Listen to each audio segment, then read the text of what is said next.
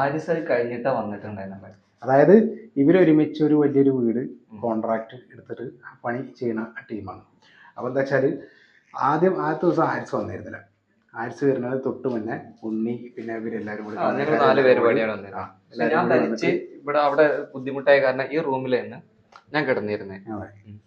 അപ്പോൾ ഇവിടെ കിടന്നെന്ന് പറഞ്ഞാൽ ഉണ്ണിക്കൊരു അനുഭവം ഉണ്ടായി പറഞ്ഞു. അത് ആദ്യം ഉണ്ണി പറഞ്ഞിരുന്നില്ല.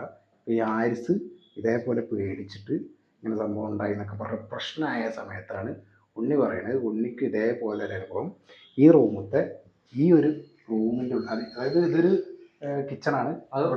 കിച്ചണാണ്. ഇതാണ് എന്റെ റൂം. ഇതാണ് പറയുന്ന റൂം. റൂം എപ്പോഴും ക്ലോസ് ചെയ്തിട്ട് തന്നെ ഇരിക്കണം. ഓപ്പൺ ആക്കാൻ പറ്റൂല. ഓപ്പൺ ആക്കാൻ വെച്ചാല് ആരെങ്കിലും ഒരാൾ കേറി വന്നിട്ട് ആ റൂമിക്ക് പറ്റിയ ആൾ തരുന്നു എന്നാലേ അത് അറിയുള്ളൂ.